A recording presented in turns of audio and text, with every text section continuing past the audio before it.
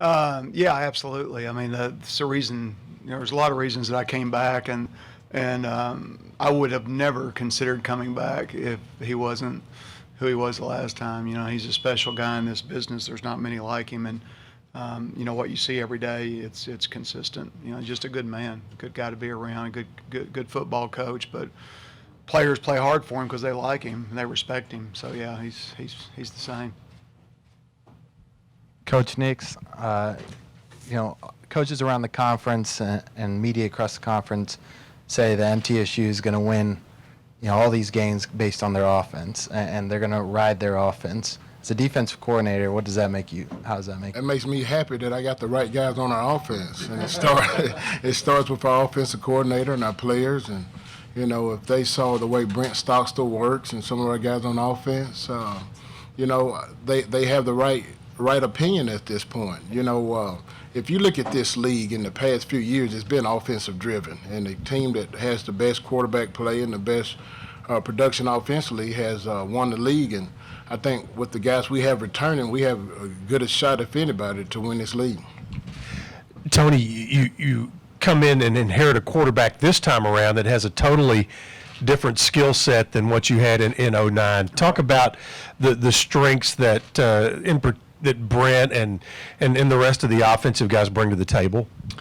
Well, I think the biggest thing with Brent is that I don't think I've ever seen a football player anywhere that worked any harder than him, regardless of where I've been, from a high school coach to a college coach. I've never seen anybody work harder than him.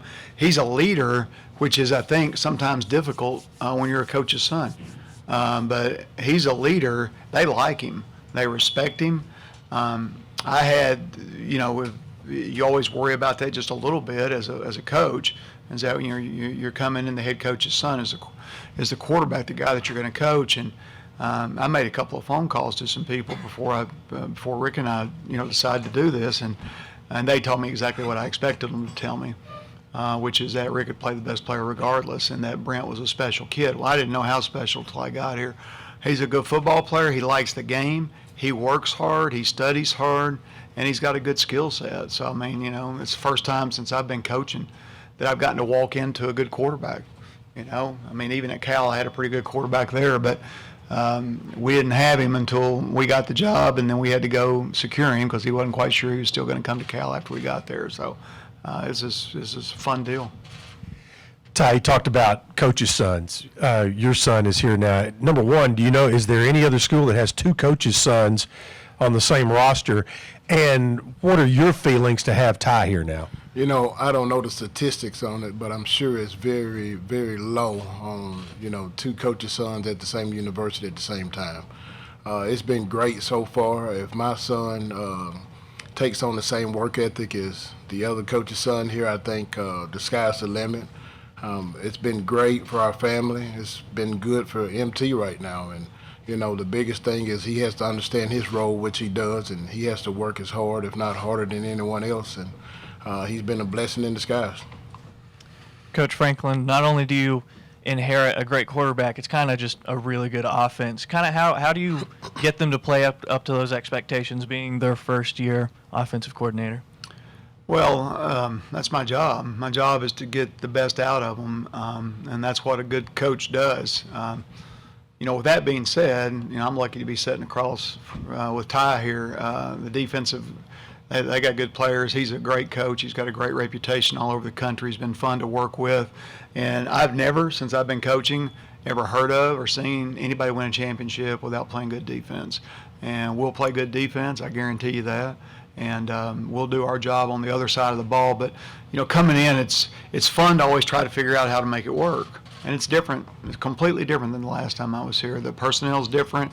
The whole makeup is different. And so it's going to be fun to put it together, and hope it's beautiful early. But by the time we get to conference play, hopefully it'll be beautiful. Coach Franklin, in fall camp, I know you went over the basics of your offense during the spring. What do you guys really focus on during the fall and leading up to the Alabama A&M game? Yeah, it really doesn't change much because we're real simple in the fact that we usually get the whole offense, basically all the concepts are in 3 days. And so after that, we're just refining. So the first 3 days are usually a little ugly because you got everything in. And then you just kind of repeat the cycle every 3 days. It doesn't mean there's not some variations of it. But, our number one job, and I've told all the coaches this, is that our job is to be good teachers. If we're good teachers, we'll be good on offense, and we'll be a good football team. I know they do a great job on defense.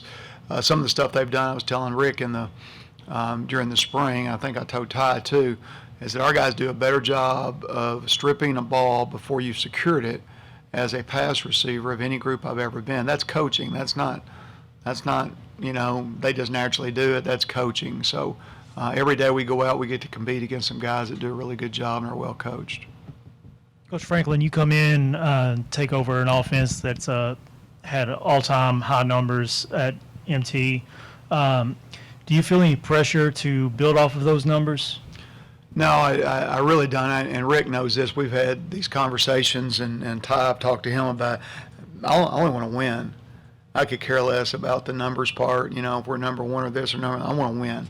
At Louisiana Tech, the last year I was there, we were averaged 52 points a game. We were one of the best offenses in the history of college football. The year before, we averaged about 34 points a game. We were okay. We weren't, in my opinion, that was just okay. We won the conference that year. You know why? We played great defense. We didn't turn the ball over. We had great special teams. So, in my opinion, I coached better the year before than I did the year where we scored 18 more points because we won more games and we won the championship the year before. So the number stuff is, numbers are good to help you get jobs and all that stuff. But the main reason, the only numbers that I look at is, like Rick said a while ago, is you want letters rather than numbers. If the letters are all W's, then, we've done a good job. Coach Nix, you've lost several key players from your side of the ball. I know you can't just replace a T.T. Barber and a Kevin Byard in 1 year, and several of those other players had huge contributions as well. How do you shore up those losses? It's the recruiting process, and the thing that you'll notice about a team or a good defense is the development of your younger guys. I can remember 2 or 3 years ago, Stephen Rose coming here as a walk-on, and now he's probably one of our biggest leaders on the defensive side of the ball. DJ Sanders came in and played as a true freshman, much like T.T. Barber, and now he's one of our best leaders on the defensive side of the ball. So I think the development of your program, the kids within take on those leadership roles when that opportunity presents itself. I have a tremendous amount of confidence in the guys we have returning. I think we'll have good leadership. I don't know if it's great, but all in all, our football team will be led by our quarterback, and I don't know if it's a much better leader out there. Coach, you kind of mentioned about how young the team actually is. This is Coach Nix, I'm sorry. You mentioned about how young the team is, lost a lot of players, that kind of deal. The defensive line's kind of the exception to that. You got a lot of experience there. Are we going to lean on that a little more? Well, there's no doubt we'll be able to do more things defensively. Coach Tommy West does a good job with our front, and we feel like we're deeper body-wise than we've been in the past. We have a few young guys that's red-shirted that will potentially play as well. So we feel like that's a strength of ours, and we have to use that a lot to help our secondary be more effective also.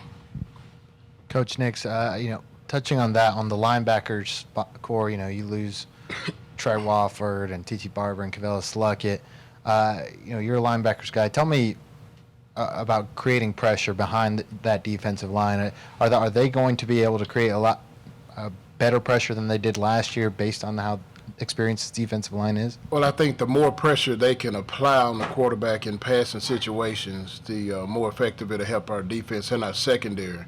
A lot of that pressure depends on me as well. I have to call more and make it more of an aggressive game. But, ultimately we're going to do what we feel like gives us the best chance of winning.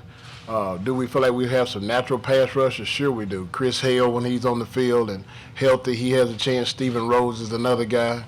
And inside is probably where we hadn't had as much consistency with a pass rush that I think would be better this season. Coach Nix, again going on that, how important is someone like Jeremy Couture in the secondary for you, who brings back some experience back there? Jeremy is a very talented player. He has to work on his consistency, and understanding the schematics of the defense, and he got better this spring.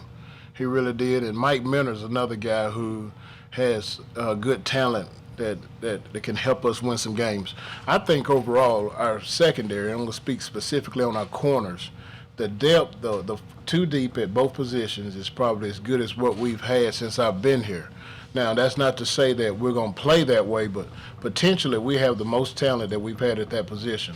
Where we're probably the youngest or the least experienced is at our safeties.